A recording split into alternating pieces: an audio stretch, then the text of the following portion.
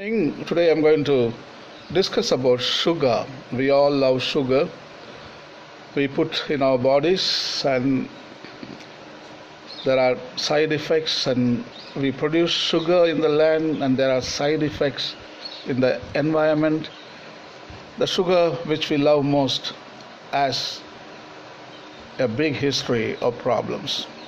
Many people ask questions. One of the questions asked by them is, what is the environmental impact of sugar aside from its not so healthy aspects?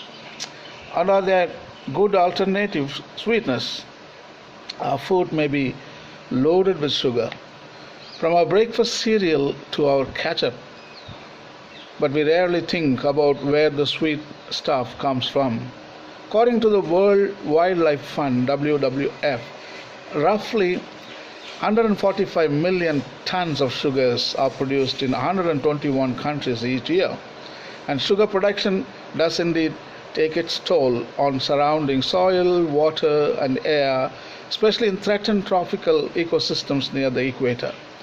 Sugar may be responsible for more biodiversity loss than any other crop, the group says, due to the destruction of habitat to make way for plantations, intensive use of water for irrigation, heavy use of agricultural chemicals, and the polluted wastewater that is routinely discharged in the production process.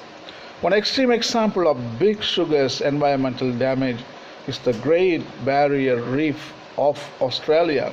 Its waters are poisoned by large quantities of effluents, pesticides, and sediments from sugar farms. Further destruction to surrounding wetlands, an integral part of the reef's ecology, also threatens the reef. In the United States, where sugar production is concentrated in Florida, the health of the Everglades is seriously compromised. After decades of sugarcane farming, tens of thousands of acres have been converted from teeming subtropical forest to lifeless marshland due to excessive fertilizer runoff and drainage for irrigation. A tenuous agreement between environmentalists and sugar producers under the cane land back to nature and reduced water usage and fertilizer runoff. But it's still uncertain if this and other restoration efforts will bring back Florida's once great river of grass. The WWF and other environmental groups are working on public education and legal campaigns to try to reform the international sugar trade. The world has growing appetite for sugar, says the WWF's Elizabeth Gutenstein. Industry, consumers, and policymakers have to work together to make sure that in the future sugar is produced in ways that least harm to the environment. And doctors consider sugar's ubiquity in our society a root cause of numerous health problems, including the rise in obesity and adult onset diabetes. By far, the most commonly used sugar alternative today is aspartame. It's in Diet Coke, Diet Dr. Pepper, and other diet sodas. It's in dentine and other sugar-free gums.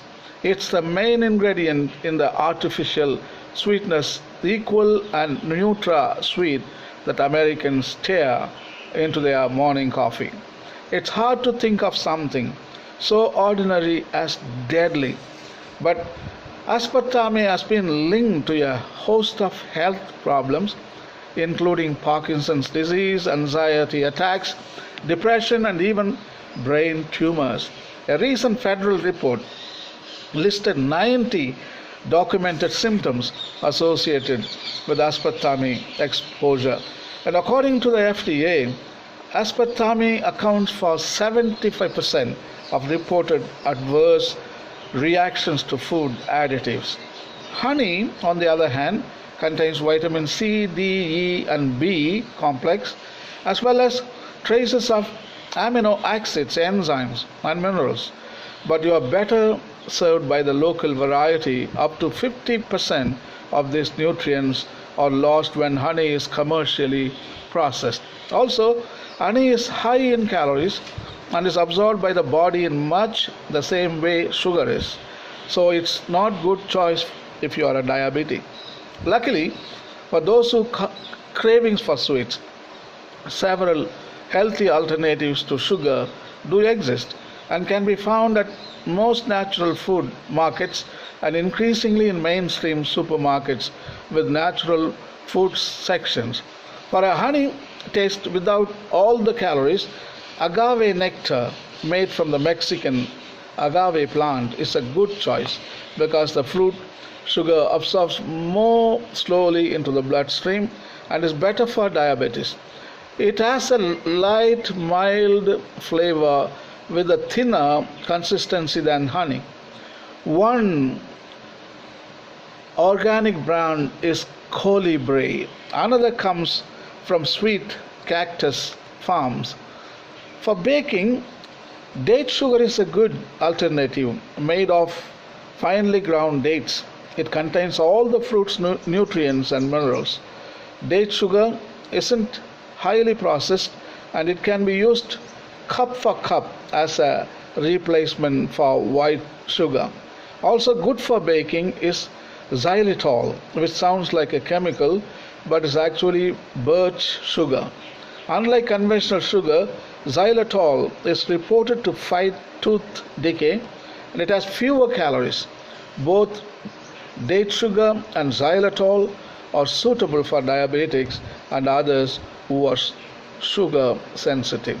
Another sugar alternative, and one whose popularity is rising, is stevia, which comes from the leaf of the stevia plant found in Paraguay. It is about 300 times as sweet as sugar but has no calories. The FDA considers stevia a dietary supplement because in its unprocessed form it is very nutritious, containing magnesium, niacin, potassium, and vitamin C. Because stevia is so concentrated, it is best used as an additive to drinks, cereals, or yogurt, but not for baking as it lacks sufficient bulk. So that is the story of sugar. Make a good choice. There are a lot of things you can buy in the market from the naturally made sugar alternatives, and eat sugar healthy and keep all the diseases away from your body. Thank you.